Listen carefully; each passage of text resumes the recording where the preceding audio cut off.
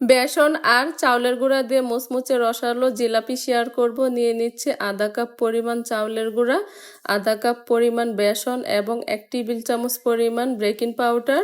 নিয়েছি 1 কাপ পরিমাণ পানি। পানিটা কিন্তু একসাথে দেওয়া যাবে না, অল্প অল্প দিতে হবে এবং মিশ্রণটিকে তৈরি করে নিতে হবে। মিশ্রণটিকে প্রায় 15 থেকে 20 মিনিট ভালোভাবে ফেটিয়ে নিয়েছিলাম। এবার অ্যাড করে দিচ্ছি স্বাদ মতো লবণ। সুন্দর একটি কালারের জন্য দিয়ে দিচ্ছি অল্প পরিমাণে একটু ফুড কালার। আর আমার কিন্তু 1 কাপ পরিমাণ পানি লাগেনি। জিলাপিগুলো তৈরি করার জন্য এখানে আমি একটি কেচাপের বোতল নিয়েছি। আপনারা চাইলে কিন্তু বোতল দিয়ে এই জিলাপিগুলো তৈরি করে নিতে পারেন। জিলাপির ব্যাটারটাকে 20 মিনিট রেস্টে রেখে দেব। এই ফাঁকে আমি জিলাপির জন্য শিরাটাকে তৈরি করে নিচ্ছি। দিয়ে দিচ্ছি 1 কাপ পরিমাণ চিনি এবং দিয়ে দেব 1 কাপ পরিমাণ পানি। শিরাটাকে 1 থেকে 2 মিনিট ভালোভাবে ফুটিয়ে নিয়েছিলাম। এবার দিয়ে দিচ্ছি অল্প পরিমাণে একটু লেবুর রস। তাহলে ঠান্ডা হলে আর শিরাটা জমাট বেঁধে যাবে না, এবং অল্প পরিমাণে একটু ঘি সুন্দর একটি ফ্লেভারের জন্য। এবার শিরাটাকে নামিয়ে নেব।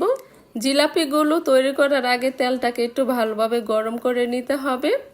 আমি কিন্তু ভালোভাবে পেঁয়াজ দিতে পারি না, যেরকমভাবে হয়েছে সেরকমভাবে আমি জিলাপিগুলো তৈরি করে নিয়েছি। জিলাপিগুলোকে কিন্তু মুচমুচে করে ভেজে নিতে হবে, তা না হলে শিরা দেওয়ার পরে কিন্তু জিলাপিগুলো নরম হয়ে যাবে। আর এই তো সবগুলো জিলাপি আমি মুচমুচে করে ভেজে নিয়েছি। এবার সেই গরম জিলাপিগুলো কিন্তু সেই শিরার মধ্যে দিয়ে দিতে হবে। শিরার মধ্যে কয়েক সেকেন্ড রেখে উঠিয়ে নিলে হবে। আর কতটা রসালো হয়েছে আশা করছি আপনারা দেখেই বুঝতে পারছেন।